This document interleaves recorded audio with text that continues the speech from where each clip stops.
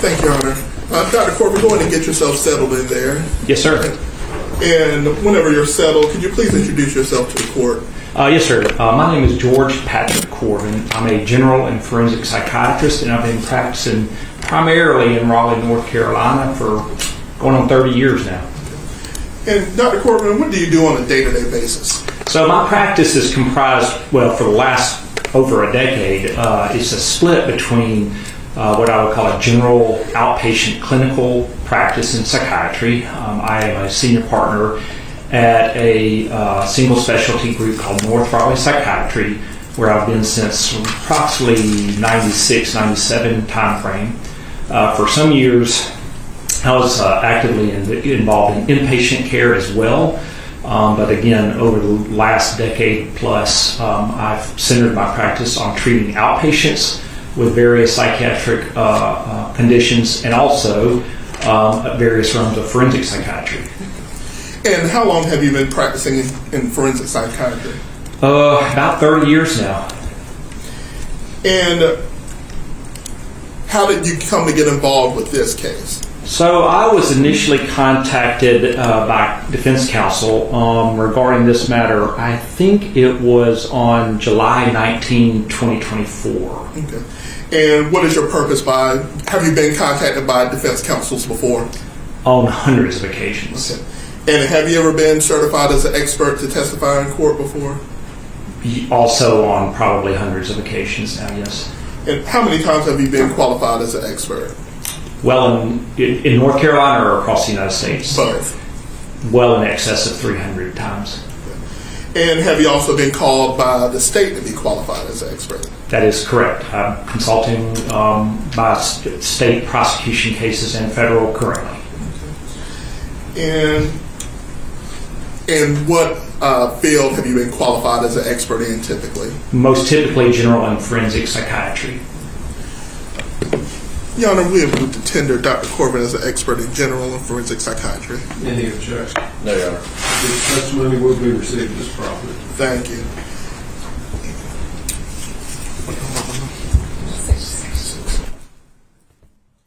And Dr. Corvin, we'll get into this some, but I do want to go ahead and mark. Did you prepare a report in preparation for this case or in your work on this case? Yes, sir, I did. And do you have it up there with you? I do have a copy with me, yes, sir. I've marked defense exhibit number 6. May approach. Yes. Thank you. And then does that look like a fair, accurate representation of the report that you prepared in this case? It does. It's an 18-page summary, and it's dated October 14, 2025. And this report was turned over to the state as well, as far as you know? Well, it wasn't turned over directly by me, but I Yes. am of the understanding that that has occurred, yes. Because as required of us to call you in as expert, we have to turn over your report to the state. Yes, sir. Your Honor, we move to admit defense exhibit 6. Any objection? No, Your Honor. It's allowed. So, Dr. Corvin, just to start at the beginning with you, when you're contacted by defense counsel, what is your job? Where do you start?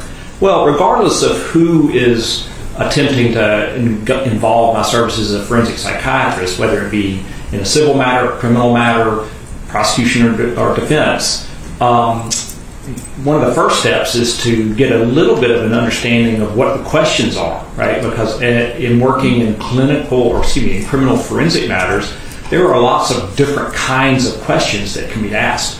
And sometimes I can't answer them, right? For various reasons. So the first step is to understand why I'm getting the call. What are the questions that are being asked, and what information will be available in order to answer those questions. And had you heard about this case, this matter, before you had gotten involved in working on the case? You know, I don't distinctly remember hearing about it, but I live in Raleigh, so I've probably heard about it, yes. And so once you get contacted by us or whoever to work on the case, where do you start? So after I understand what the issues are, what the questions are, then I start. A lot of the process of completing a forensic psychiatric evaluation is not that different than what I do if I see a new patient in my office. I start gathering information, in this case, to help answer the questions that will hopefully be able to be of assistance to not just you or them, but to the trier of fact, to the actual disposition of a case, right, as an expert witness. And so I start gathering that sort of information, as I have done in many cases over the years, and that being medical records, background records, educational records, mental health records if they exist, discovery materials or the investigative records in a case. That can be videos, audio, obviously written reports, interviews of witnesses, and things of that matter. So, and I'm probably leaving a lot of stuff out, but I call it generally collateral information. Things to help develop an understanding of, in this case, what the charges are, what occurred, but even more importantly, who the defendant is from a psychiatric perspective. And when you met with Austin or get started working on this case and talking to Austin, who was Austin as you started working with him?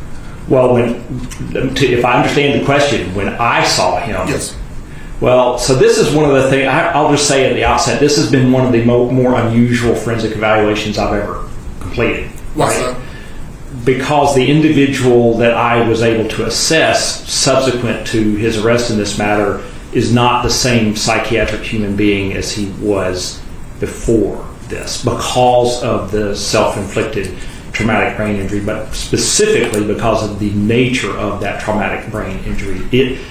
This is Austin 2.0 in a way. He is not the same human being as he was when he was a 15-year-old with intact frontal lobes. He is now an 18-year-old with very little prefrontal cortex and frontal lobe functioning. He's a different human being. And not to get too much into your personal life, but are you a gun person? Would you qualify yourself as that? Would. And I was once qualified as a gun expert in the case, and I am a lifetime NRA member. Yes. And so are you aware of the effect and nature of shotgun, buckshot pellets, and have you seen those kind of wounds and worked with people that suffer those wounds in your work? So I have, although I will say that for individuals who sustain a point of injury such as your client sustained with double-aught buckshot from a 12-gauge shotgun, I haven't seen many of those people alive after the fact. Double-aught buck is a large gauge pellet in a 12-gauge shell. It is distinctly different in terms of the injuries it sustains as opposed to like birdshot, right? Which are more closely aligned to like small BBs. It is a catastrophic. It's a very powerful blast. I'll just leave it at that. Fair to say that it's a medical miracle that Austin even survived that shot? I think that most of the medical folks involved in this did not expect him to survive, and I'm personally kind of shocked that he, not only that he survived, but that he has recovered to the extent that he has. And we will work up to that and through that. Can you talk to us about when Austin was injured, your first meeting with him, what his condition was and what his, I guess, medical state was? So when I first actually examined him, that was on November 4, 2024. So it was a long while after he had shot himself. It was a long while after he'd left the hospital. And I examined him during a contact visit at the Cumberland Regional Juvenile Detention Facility, I think is what it's called. Yes, sir. And he presented, I'll just give you a brief overview. His mental state, it was very cooperative, genial, childlike. He's still a very young person, but sort of almost flighty, very over-inclusive in talking about things. So I would ask him a question and he would sort of give me the nth details of it and then digress into sort of related subjects. And, I'd have to nudge him back to the top of conversation, but very talkative, very compliant, very pleasant, very restricted range of emotional sort of expression. Although he does have a sort of innate sense of humor, he will laugh at things that are funny. He will sometimes laugh at things that aren't particularly humorous, but it's just his way of being. So I would say he's a likable individual in his current condition. very placid, calm. There's not a lot of upset. He will tell you what he thinks about things. He doesn't really hold back. But at the same time, he's sort of concrete in his way of looking at things. Not surprising given the injury he sustained. He has some evidence of what we call word-finding difficulties at times. There are patchy deficits in his memory, particularly, as I'm sure we'll be discussing, around the time that he shot himself. But he's just very talkative and over-inclusive and digressive, but very nice, actually, to talk to.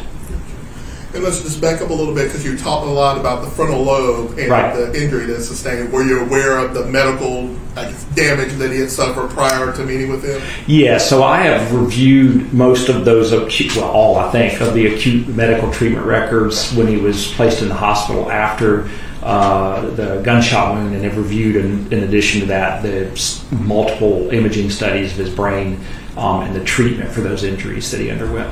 So talk to us about how the brain is constructed and the damage that Austin sustained. All right, so this could be a very long conversation, but I'll try to keep it short, and I will focus on the function of the cerebral hemispheres. That's sort of the part of the brain. If you think of a picture of the brain, that's what people think of, the cerebral hemispheres being this, right? And so moving posteriorly to anteriorly, we understand that the brain's cerebral hemispheres have very specific functions that everybody alive, their brains are sort of organized functionally in the same way. So, for example, the very posterior aspect of the brain, we call it occipital lobes.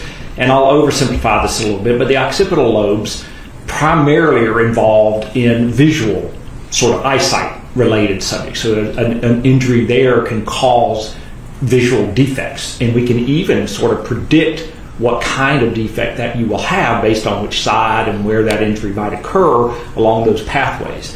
And then moving forward, we have in addition to that, we have the temporal lobes, which are here, and the parietal lobes, which are a little further back. So we go occipital, and then there's parietal, which in general sense we think of in terms of sensory input. So when we feel things, those parts of the brain are involved in that. And then as we move forward to the temporal lobes, we think in terms of speech, memory, things of that regard, right? And then we get to the frontal lobes, which are a very unique thing in terms of what makes us human and sets us apart from other mammals, right? The frontal lobes, and in particularly the prefrontal cortex, and let me explain that real quick. So the frontal lobes are where you would think they would be. The prefrontal cortex is a large anterior segment of what we consider to be the frontal lobes. I sometimes will offhand refer to the frontal lobes of the brain as the forensic lobes of the brain, because the questions that come before forensic psychiatrists so commonly are centered on aspects of a person's functioning that have to do with frontal lobes. And those are things, what we call them executive functioning. And it is things such as judgment, impulse control, the ability to discern and make sense of our environment. So right now, there's a lot of stuff I'm looking at in this courtroom, right? There's a camera over here, these guys, but I'm trying to disregard that and pay attention to you and the judge, right? And that's a frontal lobe thing, an ability to exercise discriminate processes, and that helps me make sense. Because if I was trying to pay attention to everybody in this room at the same time, I would just fall apart, right? And that's another thing that the frontal lobes are involved in. And so as I'm talking about this, I'll tell you that as a psychiatrist, what we understand is that the frontal lobes, not only are they what make us human as opposed to other mammals because of the advanced evolution of our frontal lobe functionings, it is the seat of our personality. So who we are as human beings and who we are as an unique human being is largely defined by the functioning of that part of the brain. Now, I'll say one more thing about that. The gray matter, which is the top of the sort of outer coverings of the cerebral hemispheres, is where the processing occurs. And then the white matter are axons that is, I think of in terms of being the wiring between all these different parts of the brain, and a lot of parts of the brain I haven't talked about, that puts all of that input together so that if my occipital lobes are seeing all this stuff, it's communicating in a way with the frontal lobe so that I know what to pay attention to, what's important at any given time, and it helps me focus somewhat, right? And so at any rate, there's a lot of other parts, midbrain structures and brainstem that we might talk about moving forward, but the frontal lobes are where, to answer your direct question, his damage to the frontal lobes was catastrophic.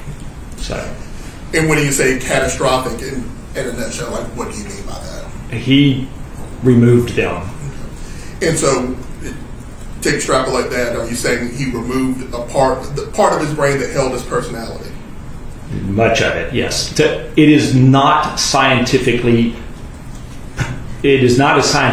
reasonable proposition that somebody could sustain a frontal lobe dissection of that, resection of that degree, and not be changed as a human being forever by that process. It's not a scientifically valid proposition.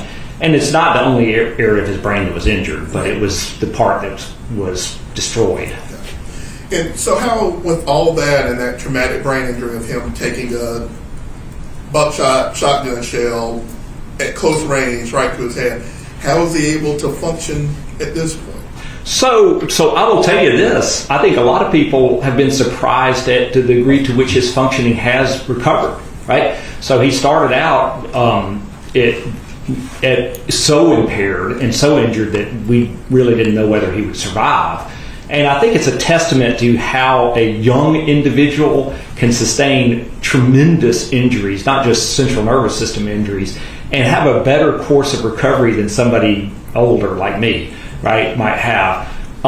So the fact of the matter is he has other impacts to his brain from that gunshot wound, but with excellent medical care. And I've got to say, I was very impressed looking through those thousands of pages of records that they were even able to keep him alive, right? So let me just, before I go straight to that answer, in the acute phase of his injury, he also had diffuse swelling in his brain that caused a shift of various brain structures and caused a whole lot of other medical problems for him. But with appropriate treatment, that was remitted, improved. His overall level of functioning cognitively and otherwise has similarly improved over the last couple of years. And that's demonstrated by repeat episodes of psychiatric and neuropsychological testing that has been done. So I don't know that there's a great answer to how he has been able to recover to the extent he is, other than that it is impressive the medical care he received. And it is amazing to me constantly what insults a young person can take and just survive that would kill somebody older. And so is it fair to say that if you, or put it on me, if I had suffered that same traumatic brain injury, that my recovery would not be as distinct as Austin's has been able to be? That is likely the case. And I will say this, given a thorough understanding of the mechanism of the injury sustained, I don't think most Austin Thompsons would survive that injury either. But he did. And with him being 15 years old and having a young brain, is there any difference in his brain in that able to rewire, and don't let me put words in your mouth, but be able to readjust? It's not a terrible way to describe it. There's a plasticity of a young person's brain such that it's still in the process of developing, right, in the first place. We now understand, particularly with regard to frontal lobe functioning, that an individual's brain isn't fully developed until they're in their mid-20s anyway. But on top of that, there does seem to be some, based on my experience, that individuals who are younger and still developing can sometimes sort of just recover better. And as we get older and older and older, we know that we recover less readily from all kinds of illnesses and injuries. In your report, I'm going to just go through some of the, and I'll just ask you, and you can tell us what your diagnosis was and what his injuries were. A large, acute, compressed, left-sided subdural hematoma. What is that? Okay, so what that is overlying the brain, there's a thick, really tough layer of called the dura. And there's vasculature under that. And as a result of the blast injury, he obtained a bleed, a collection of blood between the dura and the surface of the brain that was compressive. So it pushed against the brain. And so one of the sort of things that evolved in the immediate post-injury period is it starts squeezing on the brain there, which can cause problems in and of itself. And what is a midline shift? So the cerebral hemispheres, there is a divide between them. There's a right and left hemisphere. And I won't bore you with the connections and everything between them, but what happens in a midline shift is that if you get a mass effect on one side, it can push everything across, which is not good for the brain. That's not something you want to see. So a midline shift is there's a mass occupying lesion or swelling or some process that's causing, it's an enclosed space, and so it's causing things to squeeze over across the midline. What is a large right frontal open comminuted depressed skull fracture? So that's the point of injury. And a comminuted fracture, a comminuted skull fracture, simply means that the blast fractured the skull itself into 3 or more pieces. That's the comminuted part, as opposed to just a break. So 3 or more pieces and pushed them inward, also exerting a mass effect on the surface of the brain. And can you still see remnants of that injury on Austin today? Oh, well, you don't need an MRI scanner. You can see him on his head. So he has a visible, I'm sure everybody in the courtroom has seen, he's got a midline visible defect in the injury where that area where the injury was sustained. And it essentially, closer to him, looks like a big divot or dent in his head. That is correct. And what is an electroencephalogram? Electroencephalography is EEG is what a neurologist typically will do to assess for brain functioning, electrical activity in the brain. And as is the case with MRIs and structural imaging, there are ways that folks can interpret EEGs to tell us how well or not well an individual's brain is electrically functioning, which is at its core the only thing we need it to do correctly, right? It needs to send electrical impulses. And so that is a way for us to get a bit of a read on what's going on in someone's brain. And partial effacement of basilar cisterns. All right, so the basilar cisterns are part of a system of places, voids almost, not holes, but areas where there's not otherwise brain tissue in the brain that have cerebrospinal fluid in them. If you sustain an injury to the brain that causes swelling, or there's something that has a mass effect pressing on the brain, it can cause those cisterns, it is a cistern, it's what it is, it's a cistern, to collapse, to squeeze down. So it's another imaging impact of swelling or mass occupying lesions on the brain. And you define cistern by saying it's a cistern. Yeah. What is a cistern? Like a collection of fluid, or a holder of fluid.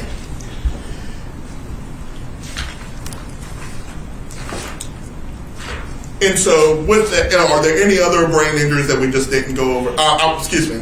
I'm sure there are multiple other brain injuries that were suffered by Austin during this event, but anything in particular that you would think is important for this testimony right now? So real quick, the EEG demonstrated that he had more global diffuse brain impaired functioning for a time after his injury. Is called encephalopathy. He had diffuse background slowing on the EEG, which is sort of an indicator of that. He had clinical indicators of that as well. The other thing that was noteworthy and kind of ominous is that he developed what's called nephrogenic diabetes insipidus following the injury. He developed neurogenic, not nephrogenic, neurogenic diabetes insipidus. What happens there is that I won't bore you with what it does, but it's a function of the hypothalamic pituitary axis. The hypothalamus and pituitary. The hypothalamus and pituitary axis. Those structures are in the brain much lower. And so what can happen after a traumatic brain injury is that swelling can start pressing downward. impairing the function of that axis, and that can result in the diabetes insipidus, which he has had, and that will give you problems in sodium concentration. Well, it causes other problems, but sodium concentration in your blood, or levels in your blood. Why that's an ominous finding is that in left untreated, that can be a harbinger of more severe brainstem herniation, which has a very, very high degree of mortality, because those parts of the brain involve things like breathing. All right? And so if those are destroyed, they don't come back, and it's a very small space that it gets forced through. One of the early indicators of that, from that swelling, can be this impaired function of those same structures, and it's just another indicator of how excellent the care was that he received. Mr. Thomas, we're going to break for 15 minutes. Dr. Corvin, I think we're still talking about brain injuries in general, but we're going to go to, I guess, the time right after he sustained an injury. He's in the hospital. Was there a time where experts thought that Austin was incapable to proceed? Oh, most definitely. And talk to us about that. What were some of the concerns there? So he was global. Well, first of all, when he was first injured, he was encephalopathic, and so was not just incompetent to stand trial, but was not competent to do much of anything, including taking care of himself. But then over time, his initial cognitive functions in the months after the injury were pretty severely impaired. I mean, he was seen repeatedly by neuropsych services in the hospital, who found him to have very severely impaired cognitive functioning across multiple domains. At one point, his intelligence was tested as in the low 70s, 73, I believe, which is quite clearly, based on his history, far below his premorbid level of functioning. He was globally amnestic for, his memory was severely impaired, and he was globally amnestic for the events surrounding his offense and suicide attempt. He, and as such, it was felt by myself and everybody else, I think, that was involved with him, that he really couldn't participate in a reasonable or rational or productive manner in his defense. And when you say IQ in the 70s, what does that mean generally, and then what does that mean in a legal sense? Well, so 70 is below average. Below 70, you fall into the realm of what we call mild intellectual developmental disorder. And so forensically, people that have IQs tested at that level can be found to be competent to stand trial. But that IQ score was really just one picture of the global impact of his brain injury at the time, such that he really couldn't, even though his innate intelligence was still reasonably high enough that if there were no other deficits, he could have been seen as competent. But what it was telling is that if you look at his history, that's substantially less than where he was functioning at in high school, where he had I think a 3.8 plus GPA and was taking some pretty difficult courses at that time. But that's really not the extent of the problems he had. He could not communicate effectively. His appreciation of his circumstances was repeatedly described in those records as limited at best. And so he really was not viewed as understanding his situation, both in terms of what had happened and as a criminal defendant initially. And it was during this time that there were some reports about Austin making inappropriate gestures or asking to tase his dad. Would that make sense in the state that he was in at that time? Given his condition, sure. And when people, especially in an encephalopathic state, people will do and say things that it's completely out of character, atypical, abnormal, any way you want to look at it. Sure. And were you in here for our previous witness, his mom, Miss Elise Thompson? I was. And were you able to see some of the photos that she had taken while he was in the hospital? I did. And would that convey, I guess, his state of being during this time of this low IQ and this encephalopathic? Sure. I mean, in addition to all of that, one of the things they'll typically do in an acute injury like that is they will medically induce a coma, and so that just further adds to the difficulties that you have. But the pictures, you don't need to be a physician to see those pictures and know that this was a pretty catastrophic brain injury. And obviously he has made a recovery.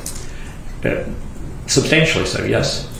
And your first time meeting him in person, I think we had touched on this a little bit earlier, was in the juvenile facility in Cumberland County? That is correct.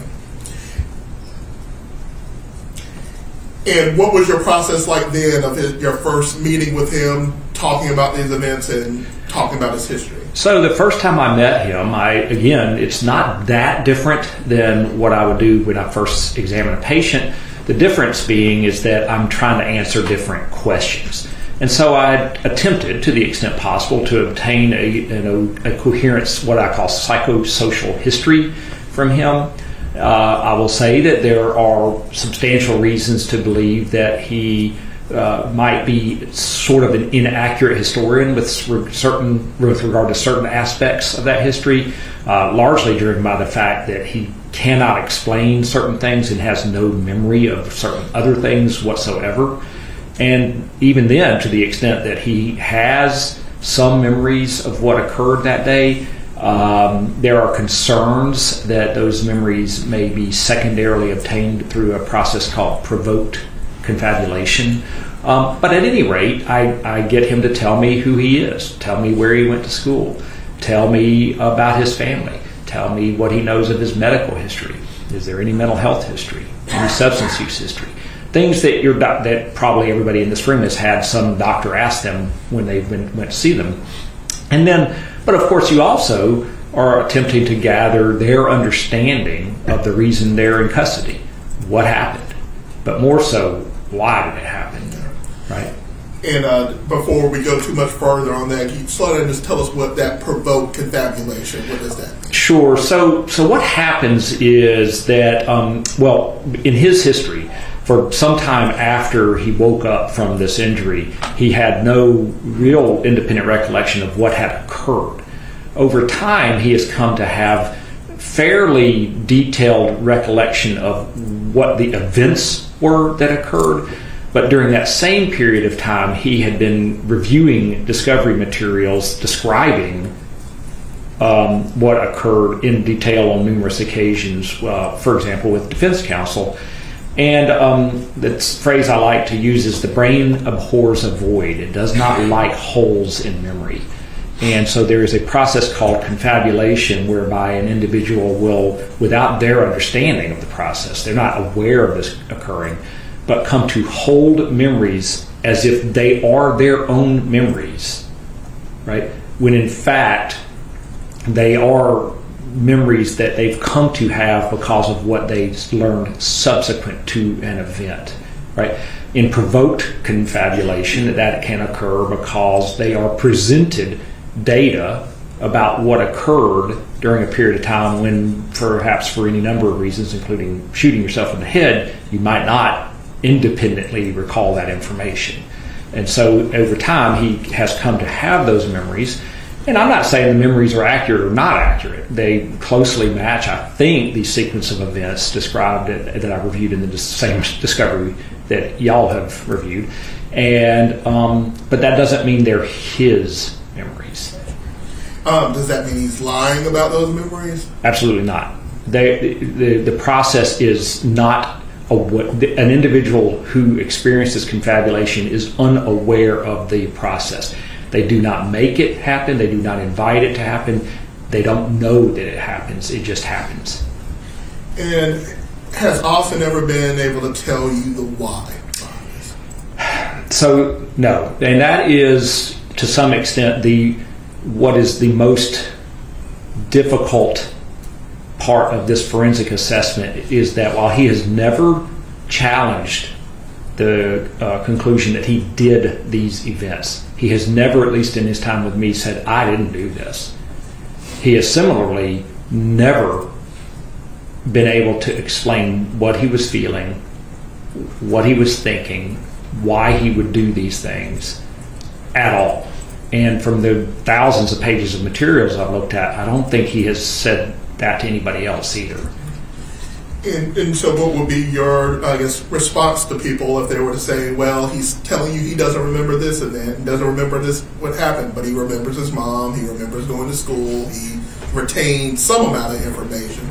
Yeah, not all amnesia is the same. So he has historical information, memories, and he continues to form new memories of what is happening. But that's different than having memories that, say, would occur when you have a big open hole in your head, or, for example, if someone were to dissociate and depersonalize and experience a period of derealization and depersonalization, they don't remember that, right? They may learn what happened. But that doesn't mean that he doesn't remember where he went to school or that he can't read James Patterson books. I mean, of course he can do those things. But to the extent that there are certainly good medical reasons to contemplate that someone in his situation may not accurately remember what occurred on that day, the day of these events. Even if they remember going to school and doing schoolwork and then coming home? Absolutely. What does malingering mean? Malingering is the intentional misrepresentation or exaggeration or feigning of symptoms of a psychiatric or medical illness for the purposes of obtaining some form of secondary gain. And was there ever any evidence or signs of malingering when you were able to talk to Austin? So I would say no, absolutely not. But let me couch that by saying, and I think I may have said this in my report, there is no mechanism by which a psychiatrist such as myself can, with absolute 100% certainty, rule out the possibility of feigning of symptoms. However, there's a couple of things to say about that. One, it would be very difficult to feign the frontal lobe injury that he had because it's there. The impacts of that are well recognized and nearly universal. But also, there's really not much in the way of a secondary gain process here. I think the court is aware that over the advice of counsel, your client, once determined to be competent to make the decision, decided to plead guilty specifically, and he told me this, specifically because he did not want to put the families through the pain of going through these events again. He can't explain them, but he does not deny that it was him. And so there's given his acceptance of responsibility by pleading guilty, a similarly situated individual would not anticipate gaining much. Sustained. Just talk specifically about, I guess, not a similar situation, just what Austin had told to you and where we ended up. Given his discussion with me about why he wanted to plead as he did, there's no purpose. Objection. You will find that he didn't malinger to you. Oh, I don't think he's malingering me, right? I'll allow that testimony. Get into speculation. Yes, sir. All right. And I guess after this meeting, and do you continue to collect records and go through everything that is provided to you? That is correct. And it's typically, it evolves over a period of time that records sort of come in batches, and that occurs over months, if not years. John, may I approach with it while I'm marking as Defense Exhibit 7? Yes.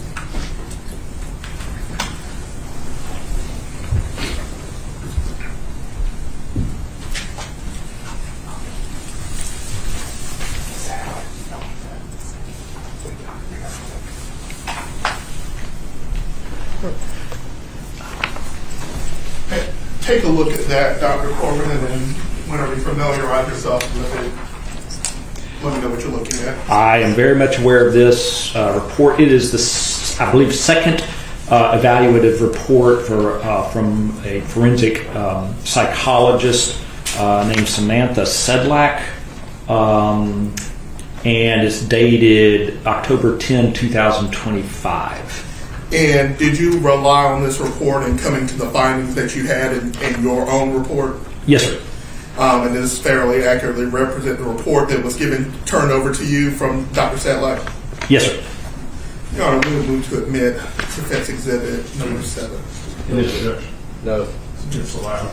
And Dr. Corvin, I guess just generally, what are the findings in that report and how was it useful to you in making your determinations? So what I found from this report is this was not her first assessment of your client, and what she determined was that there was a general path of continued recovery.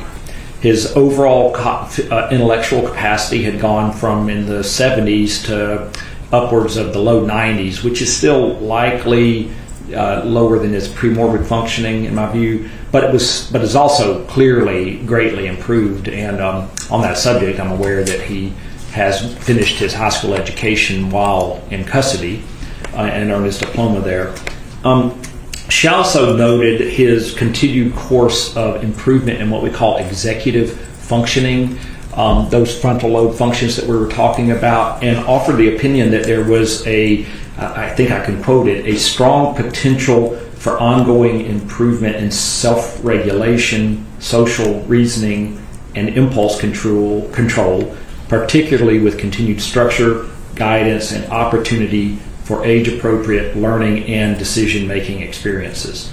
That is very much consistent with my own observations of him, and I very much agree with that. And so essentially what we see is that somebody who was at age 15 and had already not fully developed frontal lobe functioning shoots himself and sustains a really serious injury to those frontal lobes, who manages to survive that acute injury, and who has had a pretty remarkable, he's a different human being for 2 reasons, but has had a pretty remarkable return of functioning. And so her descriptions of him are very much in line with my own mental status examination of him, although as a psychiatrist I don't perform that testing. But I agree very much with what she's saying because it's what I'm seeing. His intellectual capacity, his ability to tend to himself, even though it's in a custodial setting, has been remarkable.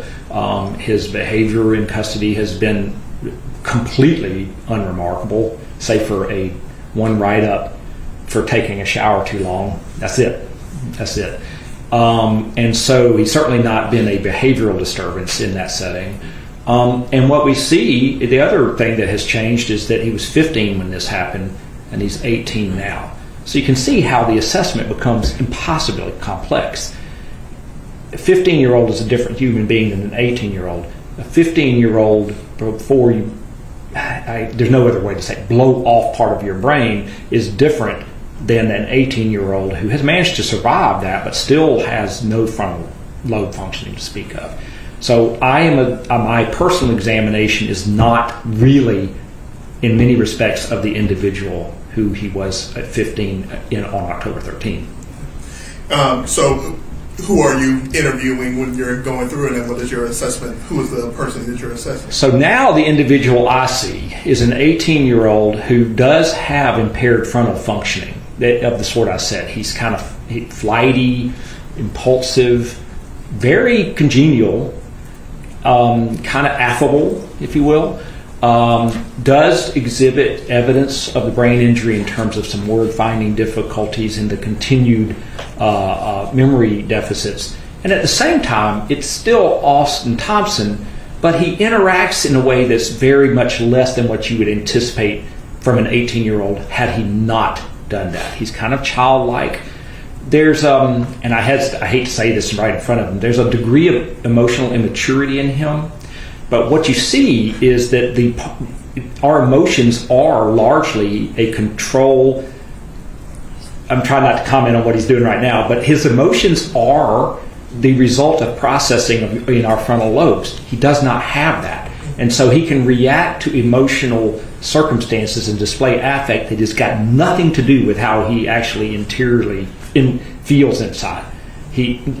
I'm saying these things about him, and he's sort of It looks like he's telling jokes to coke. I don't know what's going on, but not the affect you would anticipate. That is a direct impact of the brain injury.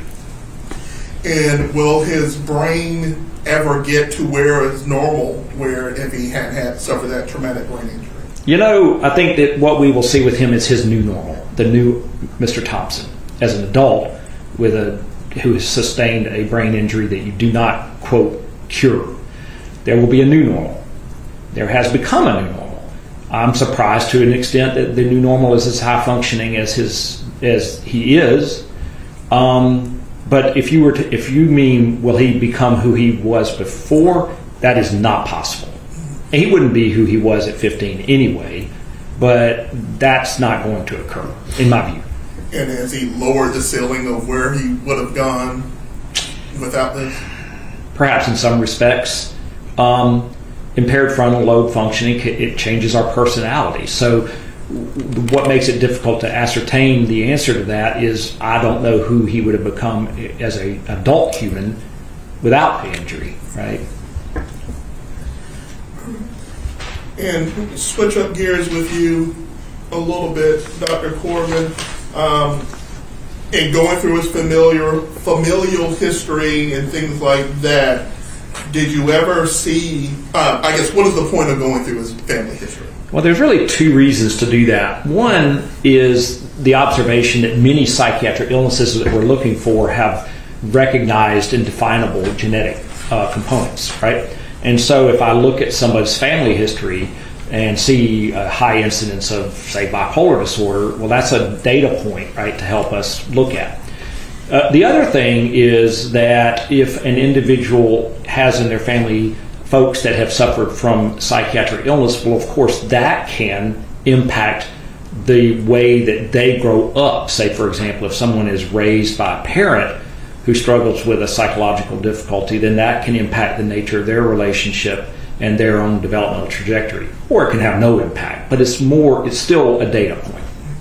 And looking at his familial history, did you see anything that we keep on saying this word red flag, but stood out to you as anything other than a normal upbringing? Not particularly. I will say this. I mean, I am aware that James had a history of treatment for ADD, and I'm also aware that Mom had a history with both children of postpartum depression and was treated for that condition. And postpartum depression can be a pretty serious thing, and postpartum depression can impact how the parenting skills and the style of parenting and the degree of attachment between their children and the parent. In fact, in a small number of instances, can result in criminal conduct, right?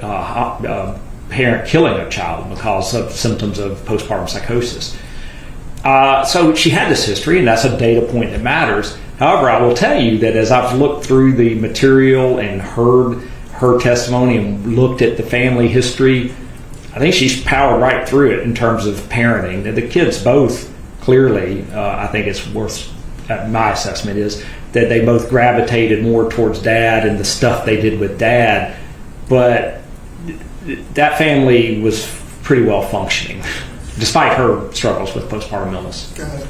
And is that abnormal for, same-sex child or different-sex child to gravitate towards one parent more than another? No, it's typically the case. So.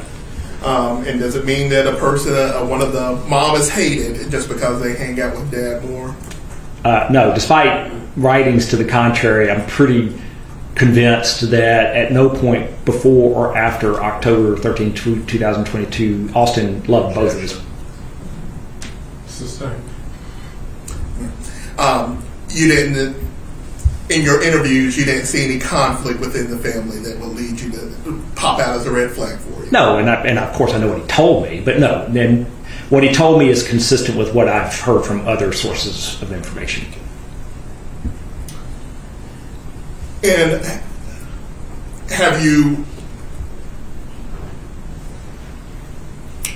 was there anything that would seem to indicate to anyone involved that Austin would be capable of a mass shooting? From what I've looked at, and it's a lot that I've looked at, I have not identified anybody who had identified or raised concerns that there were any red flags. In fact, the contrary is true. Not just family, but other folks as well. All would say, didn't see this coming, would not see this coming. And, when you look at the typology of mass homicides, that is exceptionally uncommon. It is almost universally the case that individuals before these events, and this is, I should say, far from the first mass homicide case I've been involved in, unfortunately, right? Far from the first. And go ahead. Did you review, materials turned over by the state from Dr. Gibson talking about the path to violence in dealing with mass shootings? I did. I did not observe her testimony, but I am familiar with her work, yes. Okay. So tell me more about mass shooters and things that you stand out as red flags and cases that you've dealt with in your personal experience. So to the extent that there's a typology, if you will, a way to describe the, quote, typical mass homicide, well, one of the things I was just starting to mention, it is almost universally the case, if not universally the case statistically, that such individuals are on the radar of other individuals at being at risk. They may not be thinking in terms of them committing a mass homicide, but that there are concerns because of a deviation from their premorbid functioning. That people are worried about them.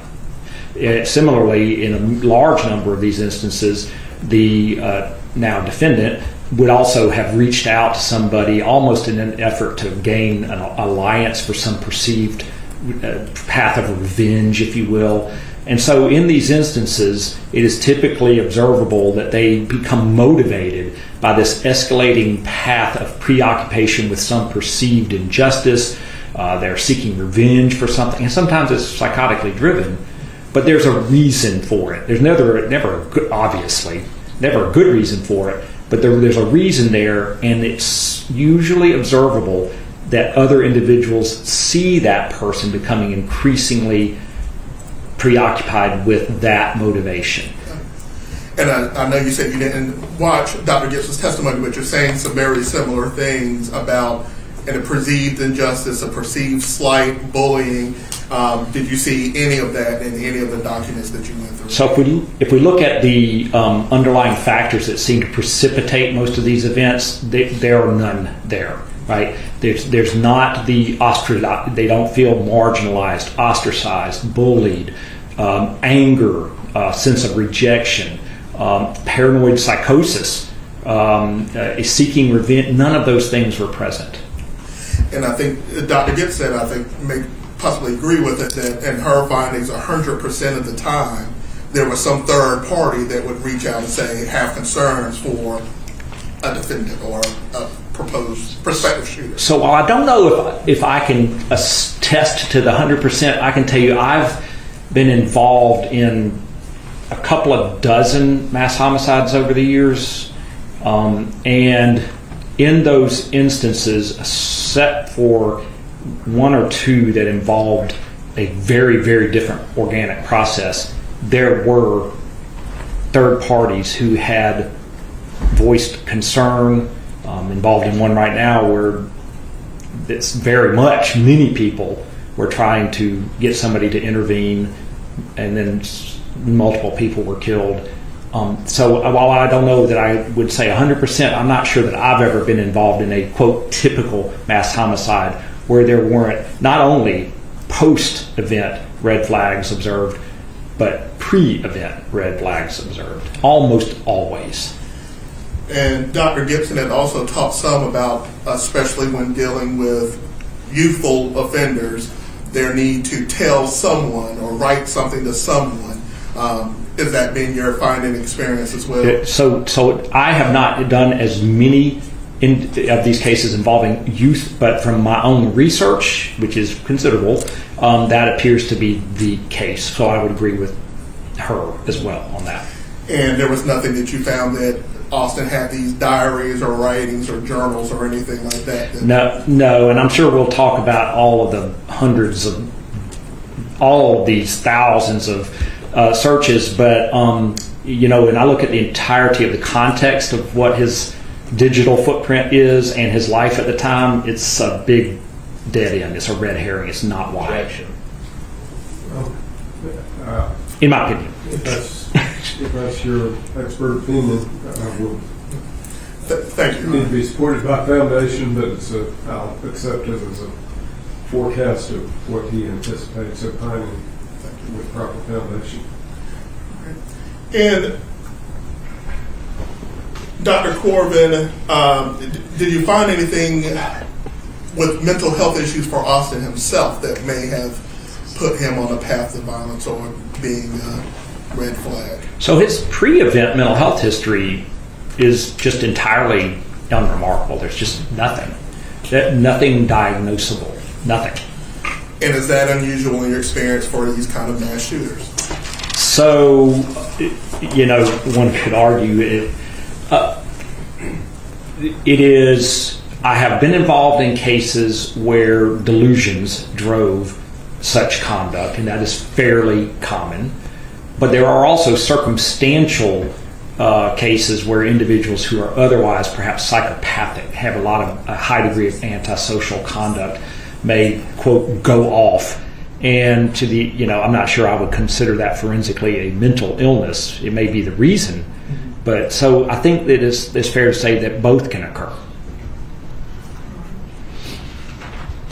And Dr. Corvin, we've talked a lot about it, and finally go ahead and jump into it. Are you aware of minocycline? I am aware of minocycline. All right. What is minocycline? So minocycline is a tetracyclic antibiotic. It has been around for a while. Its trade name is more commonly known as minicin. It is used to treat a number of different sort of infectious processes. It's good for acne, other skin kind of conditions, rosacea, I believe, some oral infections, periodontal disease, things of that nature. So it's an antibiotic. And you just covered how the things that it treats. How long is it? How is it typically taken? Well, it depends on the course of treatment. It's not remarkably. I'm not a dermatologist, but my medical training is that it's not typical that you remain on an antibiotic like that for years at a time. So.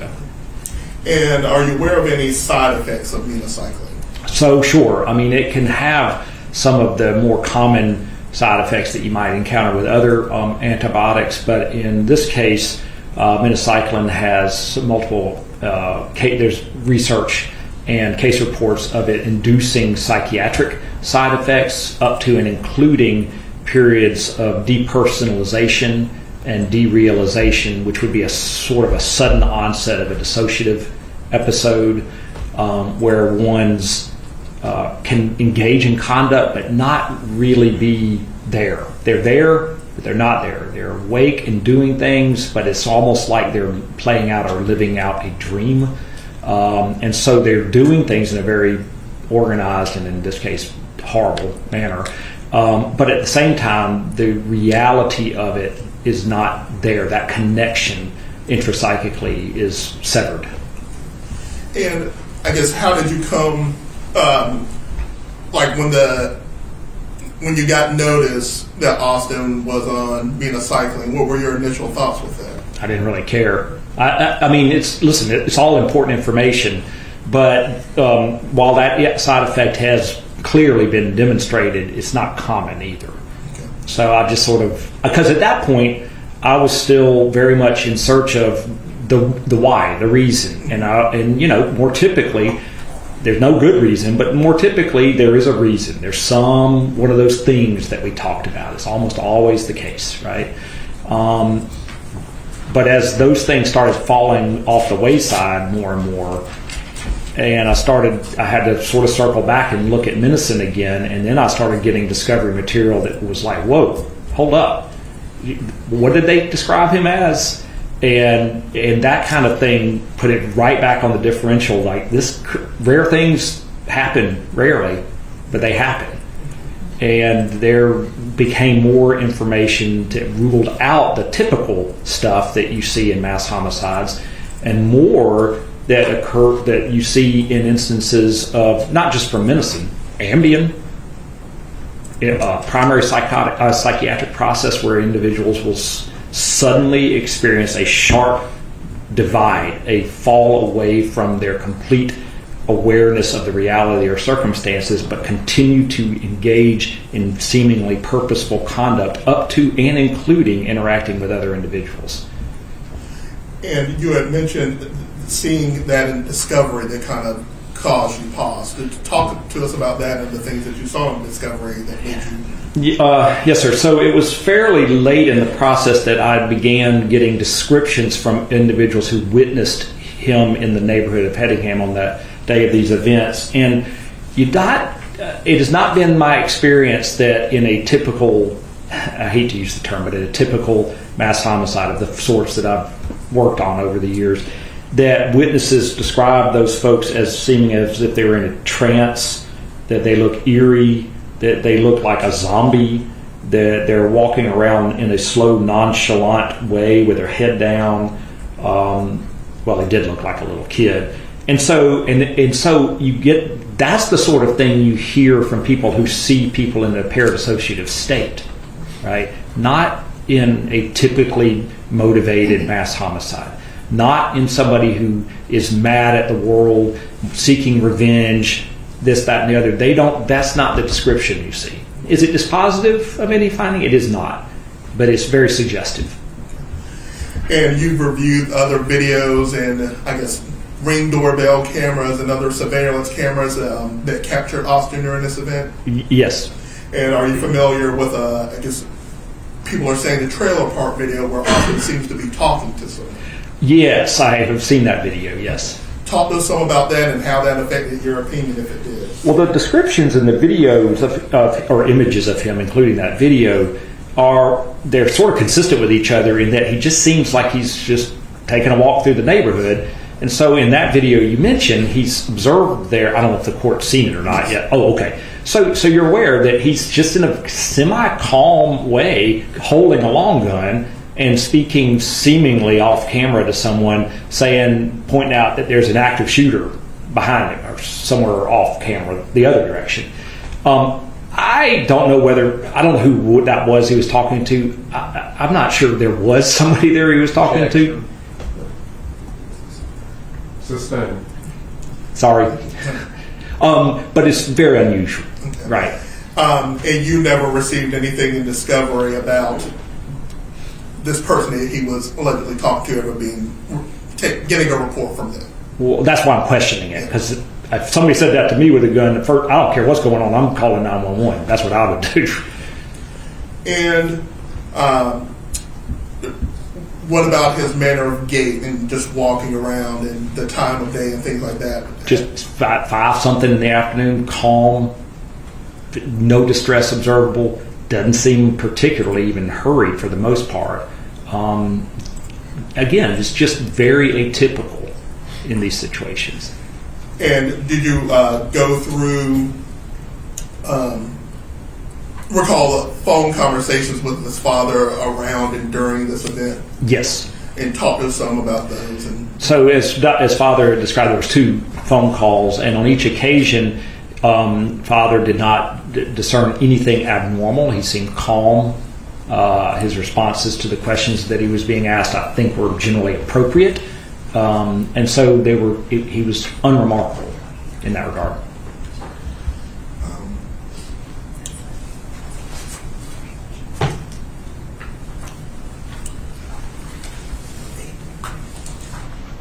Your Honor, if I may approach what has been marked as Defense Exhibit 8.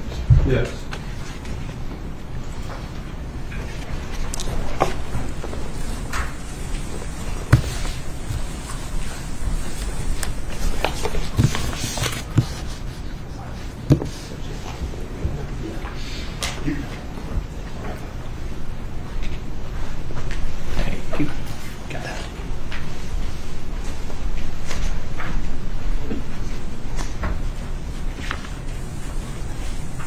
And what I've marked as Defense Exhibit 8, what are you looking at, Dr. Corvin? So this is a progress note from Southern Dermatology, and I think the date of service is March 23, 2020. Okay. And are you aware of how long minocycline is typically supposed to be taken? I see a lot of, and I've looked this up, a lot of variability in that, but not typically a year or more at a time for this indication, right? And if you're looking at page 2 of, Your Honor, we move to admit Defense Exhibit 8. Any objection? No, Your Honor, it's allowed. Thank you. Looking at page number 2, tell us about the kind of counseling that a person will receive on minocycline. So what they've written here is that they counsel them on the more common side effects. It can be associated with photosensitivity, discoloration of teeth and skin. So they tell them to try to avoid sunlight and you should wear protective clothing and sunscreen. Headache, vision changes, and that's about it. And those are common. Those are the things that you would most typically encounter. But you had noted that in your experience that one of these rare side effects is this depersonalization. It's all over the literature. Yes, it can occur. And just break down to us your scientific or medical understanding of what depersonalization is. So depersonalization is sort of a symptom of dissociation in which a person begins to or loses the ability to recognize their own reality. So think of it as like being in a dream, and if you can remember your dreams, you get it, but you don't get it, right? It's like you lose contact with the reality of you. Derealization is a little easier to contemplate because then you perceive yourself, but your circumstances are, derealized. They are not real. And so we use certain classes of drugs to induce such a state, a dissociative anesthetic, because you don't necessarily want to remember the reality of a colonoscopy, for example. But it can occur when we don't want it to occur too. The example probably a lot of people have heard of is with Ambien. The reaction, more common with Ambien, is similar to what can occur with medicine in that you can see individuals who are acting without a conscious understanding of the reality of what is occurring. And I keep saying it's like they are in a dream, but they're doing the dream. And if you've seen, I have a video from a case, it's pretty remarkable, of a fellow who had an Ambien reaction and was going through his house and he was trying to pour himself a drink and poured a drink right through his hand. He was doing things, but when you paid a closer attention, he was not doing them all very well. And but otherwise, it was sort of purposeful appearing. The same class of drugs. People have gotten calls the next day saying, "You called me in the middle of the night. We had this long conversation about this, that, and the other," and they just don't remember it.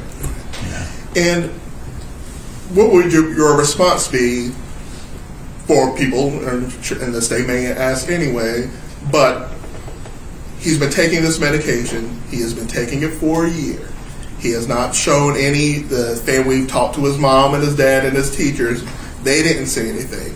So how can this happen and just pop off the way that it did? So that medicine can accumulate over time in CNS, central nervous system tissue. Your objection. I think I'm going to need some foundation for the basis of these opinions in terms of his training experience. Your Honor, I'm just asking about how minocycline works and how side effects work. Again, it's a pharmacological question and it may well be in its scope of expertise, but at the moment he's been qualified as general and forensic psychologist. And what is your medical background? So I've got a medical degree from the University of Alabama School of Medicine. Okay. And are you aware of different medicines and their applications and how they work? It's extensive part of medical training. All right. And do you counsel people daily on medications and how they work and what their side effects could be? Very routinely. All right. Excuse me, I believe you said, I misspoke, psychiatrist. Yes, sir. Psychiatrist. That's okay. Yes. I apologize for that. Go ahead. Sorry. All right. So, can you speak about the side effects of this? I'll allow it, and I'll consider the objection. I'll give it the weight that's appropriate. But Sure. On what I hear in the factual and the Yes, foundational basis for it. Yes, sir. Go ahead. Well, essentially, let me just cut to the chase. In these medications, you can be on the medication for an extended period of time and then have it happen. And it can happen suddenly. Ambien's a perfect example. I have cases where people have been on it for a long period of time, and then they have a dissociative. And when it happens, it can happen suddenly and acutely, right? And so these kind of dissociative instances are not uncommon, or I guess they're uncommon in the fact that they occur, but it is a known thing that happens. Yeah, and there's some pharmacodynamic reasons to think that it might be more likely to happen after you've been on it for a time, but it can happen early, middle, or late. Objection to that. Overruled. And Dr. Corvin, how would it work that, the two brothers could be taking the same medication and it happened to one and not happen to the other? Well, they're not the same people. It's just, I don't even know that there is an answer to that. Some people have a reaction, some people don't. And by the way, most people don't. And you said it's a rare instance that this kind of depersonalization can happen. It is, and it's why at first I really wasn't. It was on the radar, but not at the center of the radar. But you've gone through the other possibilities of how this can happen, and you don't see any other red flags. It's sort of the way that we arrive at medical decisions, right? That we have the list of possibilities as we understand them, and as things fall off and information that emerges that makes another even less likely event more likely in this situation, then it remains on the differential, and that's what happened. At first I was fairly confident that a sort of typical motivating factor would emerge. It did not. And some evidence then began to emerge that made it more likely that there was a dissociative element at play. And how might depersonalization be expressed differently by a 15-year-old than it would be for an adult? Well, so I think that I'm going to say this more globally, that any adverse effects, psychiatrically, psychologically, kind of adverse impacts are going to be less well tolerated and less well managed in a 15-year-old than a 25 or a 30-year-old, because a 15-year-old is by their very nature already, they're not an adult, and so they're not as well equipped to cope with appropriately such instances. Now, that being said, in instances where a side effect kind of comes on suddenly all at once and is not recognized by the individual experiencing the side effect, there's not a whole heck of a lot you can do if there's no warning. So.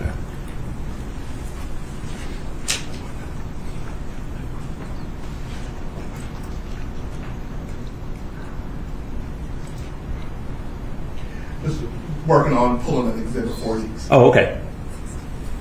Madam Clerk, kind of sticks exhibit 16, the actual note. 17 is the photo out.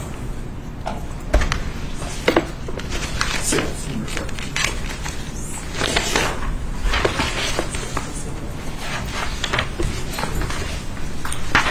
And Dr. Corvin, I'll ask you, while Madam Clerk is pulling that for us, I'll go ahead and continue with you. There's been a lot of talk about friendships and Austin having friends or not having friends. Talk to me about that in your,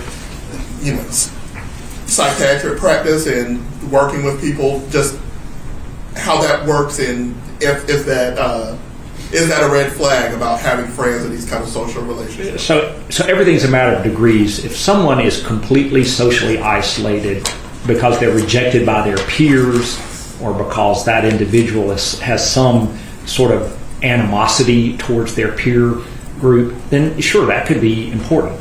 Other individuals, particularly during the COVID years, and I know about this because I was raising 2 daughters during these same years, that had a pretty significant impact on everybody's social interactions,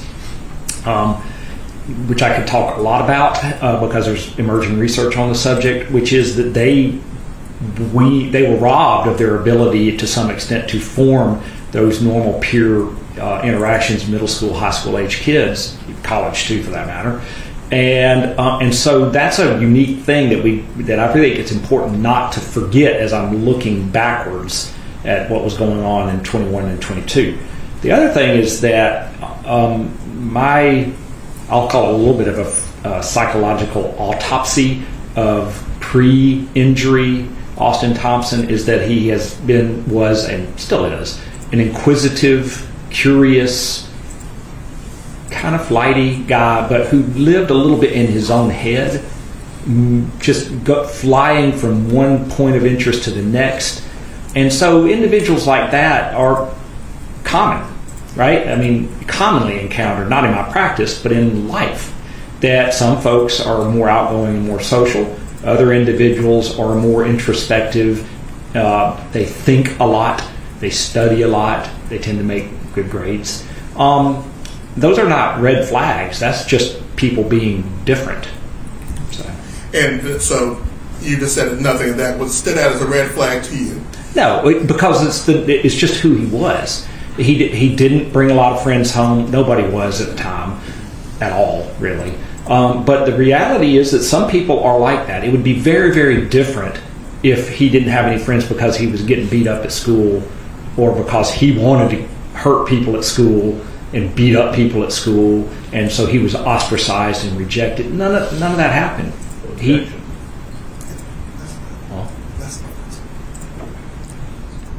based on your review of records, I'll allow it. And that's based on your review of records? Based on the information I have, yes. And is it normal or becoming normal that people have these friend relationships that are conducted through electronically or through phones and social media and things of that nature? Yeah, as a psychiatrist, I hate it, but it's common. I would advise everybody to try to limit their kids' screen time, if you will. But COVID accelerated that, and it hasn't really seemingly changed any. So.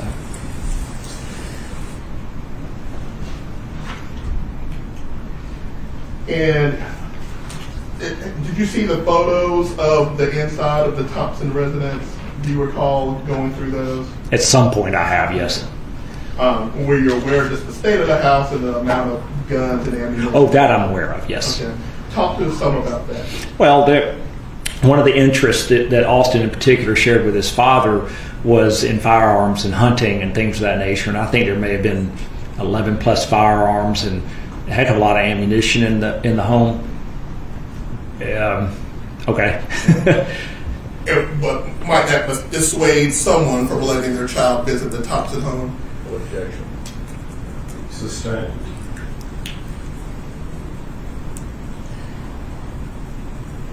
Were there any red flags in Austin sharing a hobby with his dad and the amount of hunting that they did? No. Do you find that typical for a father and son relationship to have that kind of outings, I guess? Certainly not unheard of. It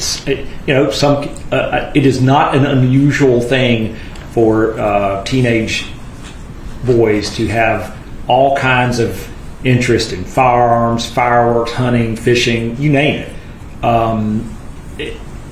It's just not a red flag. The context matters, but in the context of my assessment of Mr. Thompson, it does not matter.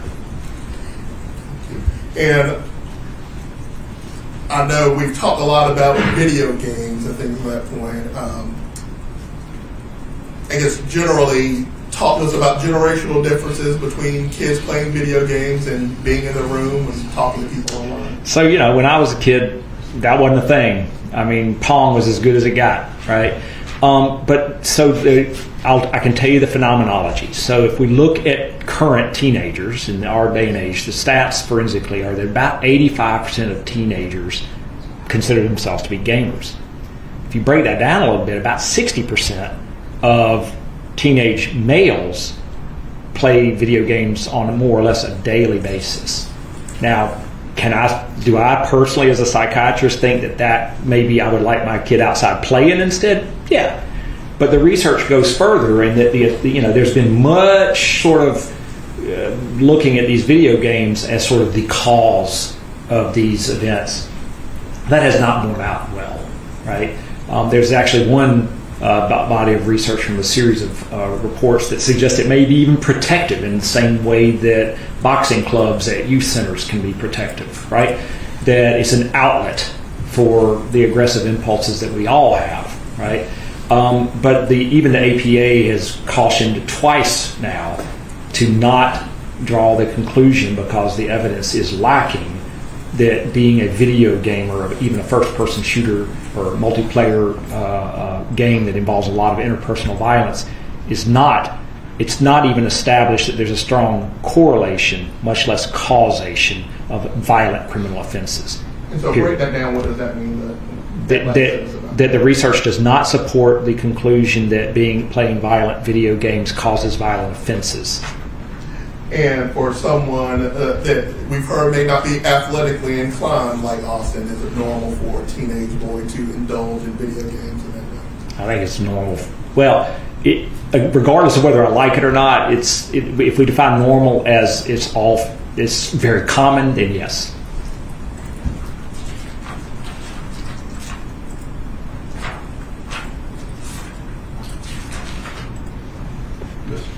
Before you switch to another topic, we'll break for lunch. That'd be perfect. Thank you. All right, very good. We'll break until 2:30. Mr. Thomas, further questions for this witness? Yes, Your Honor. Thank you, Your Honor. Dr. Corvin has got a few more questions for you. You should have. Do you have Austin's note in front of you somewhere? I have the copy that I was provided, not the exhibit, but the yes, copy. sir. Yes, sir. And was this note important in forming your thinking and rationale in this matter? It was. And why so? Well, so again, we consider the note in the context of who Mr. Thompson was at the time he wrote this note. And what you see are some, for a fellow who's a high-functioning student, 3.8 GPA, the writing style, the nature of the actual physical writing is unusual, and the content of the letter in terms of his presentation for his reasons for having done so is bizarre. I'll just say bizarre. All right. And we'll just go through it together and just hit some points in his note. What is the first sentence that you see there under Austin, 4:25 p.m., and then the date of that note? It says, the reason I did this is because, and then there's like almost an asterisk, I hate humans. They are destroying the planet Earth. Okay. And did you run into any instances or interviews where you found that Austin was professing that kind of environmental slant? No, I mean, there may have been one or two times he searched either for school or otherwise about environmental stuff, but in terms of a pattern of some focus, like you might see in what we call enviro-terrorists kind of stuff, no focus, no preoccupation with. In speaking with your client about this, he has no idea why he would have written that. He does not recall ever having been actually concerned about climate change or environmental issues in that nature, and certainly not that humans are destroying the earth, and most specifically not that going on a shooting spree would somehow bring redress to that. Now, I will say that in the course of my career, I have seen mass shooting events occur for reasons less understandable than this, but in those instances, you can see that the defendant or the perpetrator was highly preoccupied with that, and it ekes out in almost all aspects of their life. As the FBI witness said, Dr. Gibson said, it's almost universally the case. It's not the case here. So. And you didn't see any ramping up or progression towards this ultimate event, looking at his internet search history towards this humans are destroying the earth or hating people? Oh, certainly not that. Not the kind of trajectory that you would typically... No trajectory, no pattern, actually. And jump down a couple of... continue to go through the note, I guess. So he then says that he killed his brother, at 4:20, about 5 minutes off. He kept breathing, so he says, I stabbed him. He stopped breathing about 10 to 15 minutes later. He then says he doesn't have a goal, which is interesting because, you would suggest that he's saying, well, I did this because humans are destroying the earth. So there's an internal inconsistency with that. And then he says that he's not suicidal, that death is like sleep, and that's why he does not care if he dies. And then, go ahead. And in these mass shooters, we had Dr. Gibson talk about either suicidal or homicidal ideations.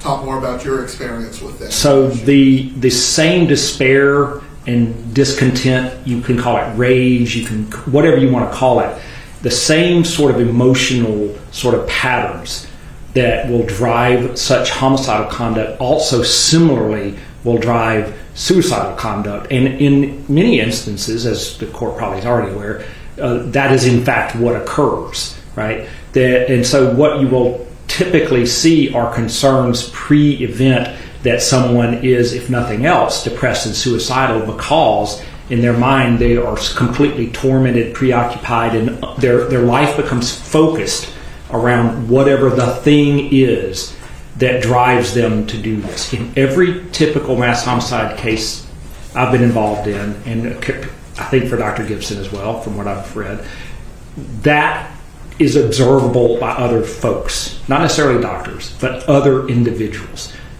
They observe a pattern of escalating sort of immersion in whatever it is that's causing them to despair that drives them to this act. And what kind of relevance, the next line there, I was never bullied or anything?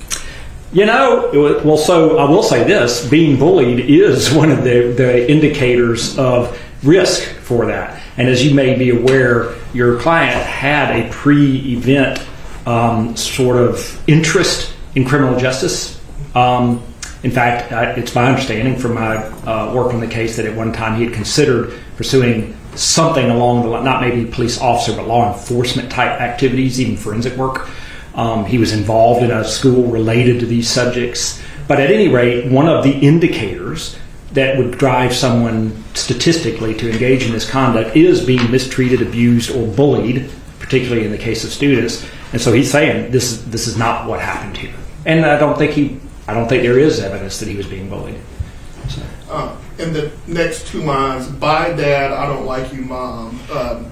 So what relevance are those two lines there? So, he's misspelled, assuming I'm reading the context of this correctly, he's misspelled by wrong. He misspelled the word by, which is unusual for a 3.8, but there's a contextual interpretive sort of element to that because it may mean something else. And then he says, I don't like you mom.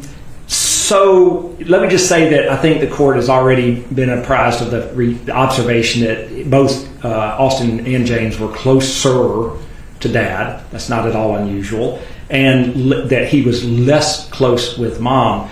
But, in talking with your client about this, I don't know, he would not agree that he did not like his mom. And I think that the evidence that I've reviewed in terms of looking at that family dynamic would suggest that, in fact, that's true. He did. It is inaccurate for him to say he didn't like his mom. Rejection. It's the same. Nothing speaks for itself. And then it says something about every other family member is good. Yes. I mean, it doesn't really give much to the discussion other than that he's saying he likes dad, not mom, everybody else is good, and then he mentions a couple of folks that he knows and thanks them for taking him hunting. And anything in your getting him the information, going through police reports, going through discovery, and I guess things that you also heard in court, was there any kind of animus between him and his brother James? No, and obviously that's something that I would be looking at given the circumstances, but they're just not any. It appears, honestly, that throughout the years that we have information about their relationship, he was probably getting along better with James than I did with my own brother growing up, but certainly not animus between them. I've seen nothing of the sort. And just to hit on the topic of video games again right quick, they even had a system for sharing the video games since they were both interested in playing. Yeah, it's all of the sort of various sources of information that I have put together. He and James had sort of a system for a lot of stuff, that they would share responsibilities, they would share the good stuff. They were going on these trips with Dad together. So all of that stuff is it's reassuring in terms of the health of the family. So. And nothing about any kind of, I think what Dr. Gibson had talked about is present in a lot of adolescents, any kind of leakage to James where James had discovered a plot and was going to stop him. I am unaware of no information to suggest that happened has been provided to me. And on the back of that letter now, right under where we're talking about his brother, James, I killed James with subsonic 22 I stole from Cabela's. How did that factor in, and how does that correlate to other evidence that we have present in this case? So I researched. Cabela's does sell subsonic 22s. There's no evidence that I've been provided that he went into Cabela's and stole any ammunition, and it would be unusual given that there were a lot of surrounds of ammunition already existing in the house. Okay.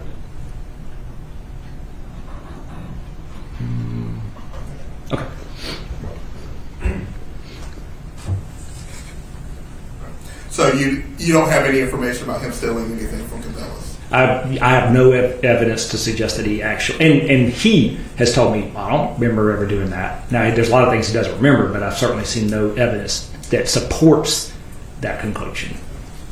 And the next line there, I have no regrets. Yeah, so it's misspelled for a guy with over a 3.8 GPA. It's unusual.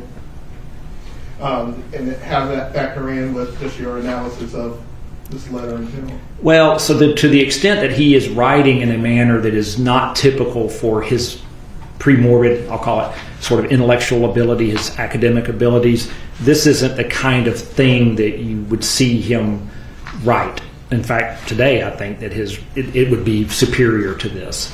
He even gave a reason that he killed James is that he was in his way, and I asked him repeatedly about this, and he just says, I don't even know what it means. So. And how does this letter and your analysis of it and all the other available evidence in this case tie into the depersonalization that you talked about? Well, so to the extent that he's providing information that would seemingly support sort of this is the why that is sort of alluded to in this note makes no sense. It doesn't meet with reality. To some extent, it's internally inconsistent. It describes this idea of James getting in the way, and not only was there not animus between them, it's exceedingly, even if James was, I don't know what he means by in his way, but that's just bizarre. I don't know another way to say it. So it suggests that Mr. Thompson, as I understand it, baseline before this was not at his baseline cognitively and psychiatrically when he wrote that note. Thank you, Doctor. I'm going to talk a little bit about the internet searches, where you're aware that the police had gotten Austin's phone and gone through that and what they call a phone dump. Oh, yes. And we've heard a lot about Austin's searches through that phone. Yes. What can you talk about in regards to Austin looking at criminal activities and things of that nature? So focusing on, I am aware that there are, and I'm not going to mean this to recite all of the instances, but that there were, as a rather pretty small proportion of his voluminous searches, instances of searches on subjects related to crime. I think the court through the state heard mention of this about torture of cartel members, certain criminal legal topics, issues related to school shootings, I believe, perhaps. So if I look at that, I look at that in the context of, does this support the assertion that there's an escalating, marinating on this focus on these subjects? This is my opinion as an expert forensic witness. Those entries are a small subset of thousands and thousands and thousands of search entries that those topics were outnumbered by multiple other subjects, including, dinosaurs we heard about. What we look for in the digital footprint in these cases, and I can mention another case to give you an example, but if you look, what you'll see is an escalating preoccupation with that subject, the subject driving the homicidal rage, if you want to use that term, and a diminution of everything else. It takes over their life. In this instance, what we have is a teenage boy who's into guns, a teenage boy who's enrolled in I think a public safety class in school, who wants to take some higher level law enforcement class, but has to do this one first, who at some time in the past had considered, and I think maybe even searched about doing various law enforcement activities, I think even perhaps forensic gun work. And so there's an interest in Austin Thompson that falls into these areas. I'll call it, some of the topics are a morbid curiosity.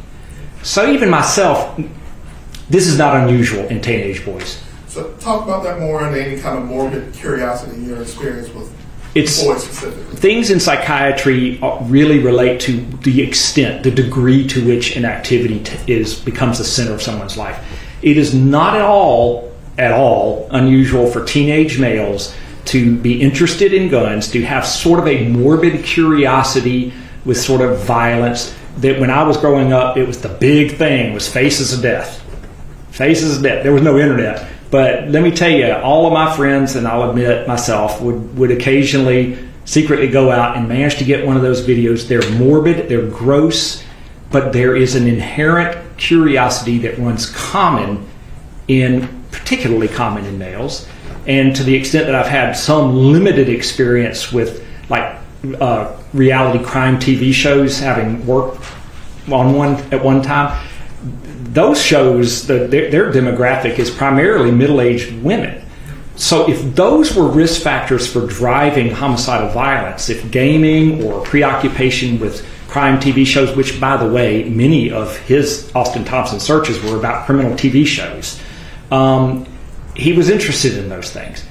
That's where, as a forensic examiner, you look at the context of it. Yeah, he was interested in those things. You know what? I kind of was too. Most of my friends were. You look at it in terms of proportionality. There were, I don't know how many thousands, but I know it's tens of thousands. If those searches were a primary component of his digital life, his digital footprint, and you saw a change in the pattern, demonstrable over time, and really a preoccupation with those morbid, violent sort of subjects, then it carries a different connotation. When it's far less than dinosaur searches, it starts taking on less significance. So. Thank you, Doctor. And probably sum up on everything. Look at everything that involved with Austin Thompson, your interviews, your going through the discovery. Walk us out through your ruling out process and coming to the decisions and opinions that you have here today. So here, I'll sum this up very briefly, which I'm sure everybody will appreciate. So my task, as I understood it in this case, was to try to fill in the why. Basically, why did this individual do, what drove this? So I began the analysis, obviously focusing in on those subjects, those kinds of characteristics of an individual, and those kinds of changes in an individual's life that are typically seen as harbingers of ultimate mass homicides, right? The ostracization, the presence of mental illness, psychosis in particular, suicidal depression, intrafamilial abuse, bullying, psychopathy or antisocial personality. All of those, and I'm leaving off the list, but so I went in, and as I'm looking through the data, I'm saying, well, is this present? Is this present? Is this present? Is there an escalating focus on the drive? Are people observing concerns? Is he leaking concerns? And so those things started falling away from the wayside. Essentially, I wouldn't say taken off of the differential, right? They're still possible, but the evidence for my forensic analysis does not support the presence of, I'll just call it, red flag harbingers for this event to have occurred. And in medicine, when you rule out effectively, to my satisfaction, the common causes of a condition or an event in this case, then that which is less likely to occur becomes more likely to occur. Now, as you know from looking at my report, I did not offer opinion with a reasonable degree of medical certainty that Austin Thompson did in fact experience an episode of dissociation at the time, regardless of the cause. I personally, there's not a strict definition to that term, reasonable medical certainty. I have traditionally utilized a definition that is relatively high. Can't just be a good idea to conclusively offer a finding that he had this episode occur.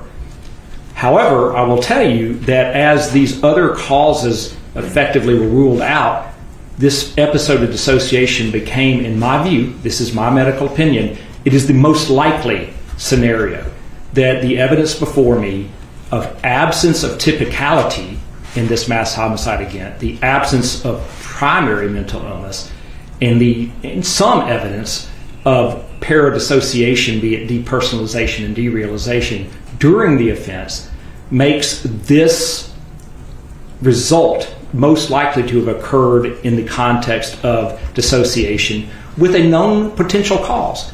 But it is a rare potential cause. But once you rule out everything else that's more likely, rare things do happen. And there is evidence to support that conclusion, but I'm limiting my finding. But I still think it's most likely. And you started at first by eliminating those paths to violence. That is correct. To my satisfaction, yes. To your satisfaction. And yes. Those paths to violence are similar to the same things that Dr. Gibson had talked about, and you agree that he does not fit into those brackets, I guess, for having those. I think I agree with what you said to the extent I understood her testimony, yes. That's fair. Thank you. Yes, sir.